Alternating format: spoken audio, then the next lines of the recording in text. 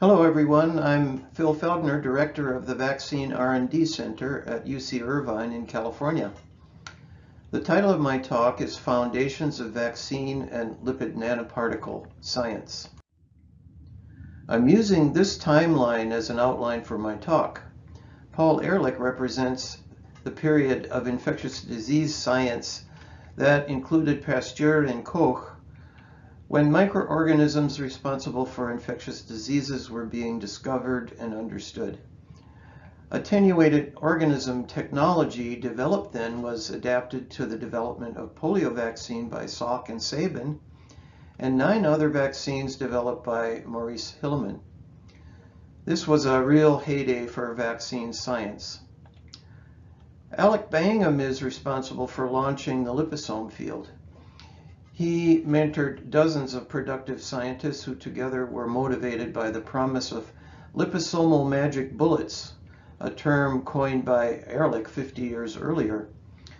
For me, this talk begins in 1978 when I came to Tom Thompson's biophysics department in Charlottesville, Virginia, then to Syntex Research where lipofection was discovered, and Vical where Maurice Hilleman came to champion nucleic acid vaccination with us. I'll sum up with some recent COVID vaccine projects underway at UC Irvine. Here are a few things we learned in Charlottesville. We learned the exact dimensions and compositions of small unilamellar lipid vesicles. This physically stable self-assembled system is 20 nanometers in diameter and contains 2,500 lipid molecules with a combined molecular weight of 1.9 million kilodaltons. The exact dimensions of each lipid monomer in 3-dimensional space could be calculated with precision. This knowledge is useful to develop more advanced lipid nanoparticles today. The viscosity of the lipid bilayer can be a fluid like oil or a gel more like wax, depending on the chemistry and of lipid molecules, whether the aliphatic chains are saturated or unsaturated, and whether they are longer or shorter. The stability of lipid vesicles and nanoparticles is also controllable. Lipid vesicles composed of short chain lipids disintegrate rapidly in contact with biological membranes, and nanoparticles comprised of long chain lipids are stable for long periods. We also learned that the shape of lipid monomers determines the structure of self-assembled lipid nanoparticles. When the cross-sectional area of the polar head group is large compared to the aliphatic region, the cone-shaped monomers assemble into a micelle. When the space occupied by the polar head is equivalent to the aliphatic region, the cylindrical monomers form bilayers. Monomers that have a small polar head group and a large aliphatic region form inverted micelles that can organize into a hexagonal array. The mRNA vaccine lipid nanoparticles are lipid molecules contain lipid molecules with different shapes to produce a stable self-assembled structure. Some of this lipid nanoparticle biophysics was taken to Syntex Research in Palo Alto. Syntex was interested in immunology and to synthesize bacterial mimetic adjuvants for better vaccines. We produced a microfluidized squalene emulsion called Syntex Adjuvant Formulation 1. I also brought the idea to make positively charged lipid molecules with the correct shape to make stable bilayer lipid vesicles. There were many potential pharmaceutical uses for positively charged vesicles. One, to make artificial virus-like particles for gene delivery.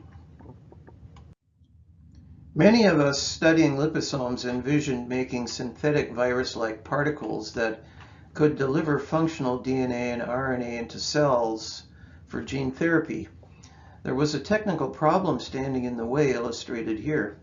The long dimension of the DNA was much longer than the internal diameter of the typical liposome. How can we get a 5,000 base pair negatively charged DNA strand that is 1,700 nanometers long into a 70 nanometer bilayer lipid vesicle? What if we mix the cationic liposome with negatively charged DNA and capture all of the DNA into a lipid aggregate? We expected positively charged liposomes mixed with negatively charged DNA would form a visible aggregate, and we got our first surprise. They didn't produce a visible aggregate. To prove that they interact, we used sucrose density gradient centrifugation. The lipid, cationic lipid, made all of the DNA float, proving that they interact. Surprise number 2, it worked right away in transfection assays. Using a very simple protocol, these lipoplexes deliver functional DNA and mRNA into cultured cells, producing the encoded protein product. Shown here is the first experiment on 2 different cell types. Cells produced chloramphenicol acetyltransferase enzyme after transfection of the gene. We developed a high-throughput transfection assay, screened hundreds of lipid molecules and thousands of optimized formulations to arrive at the 1987 lipofection paper in PNAS. Rick Roman, the chemist who first made the prototypical cationic lipid, DATMA, saved his lab book entry dated 7/5/84. He retired recently from Thermo Fisher and is now a cobbler making designer shoes for $5,000 a pair. What are these cationic lipid complexes we call lipoplex? The top is a negatively stained EM image showing a field of regular shaped 80 nanometer particles in a background of filaments. None of these structures are evident when either the cationic liposomes or DNA are imaged alone. Below are atomic force microscopy images showing plasmid DNA on the left, a field of 80 nanometer lipoplexes in the middle, and one lipoplex zoomed in to the right. This particular lipoplex is a condensate of a single individual 5,000 base pair plasmid. We used space-filling molecular modeling to show DATMA-dope lipids, how they organize in the presence of DNA to form the lipoplex. The modeling used the lipid packing parameters that were established by Jeff Mason and others 15 years earlier for small unilamellar liposomes and other lipid nanoparticles. It shows a 10 nanometer DNA strand in the center of an inverted micelle. According to this model, one 5,000 base pair plasmid DNA can be condensed into one 58 nanometer lipid nanoparticle surrounded by a lipid bilayer. This structure resembles mRNA vaccine lipid nanoparticles that can be imaged by cryo-electron microscopy on the next slide. On the right are 70 nanometer mRNA lipid nanoparticles. On the left is a negative stained EM of small unilamellar lipid vesicles. The vesicles on the left are empty, and the ones on the right are packed with mRNA.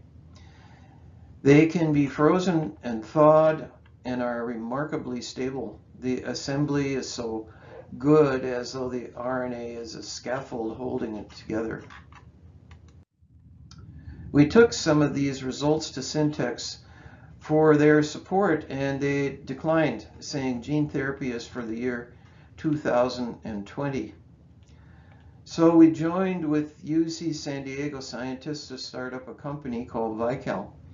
There, in collaboration with John Wolfe from the University of Wisconsin, we got our third surprise, that DNA and messenger RNA injected intramuscularly is functional, expressing reporter genes at a level comparable to what we could get in cultured cells.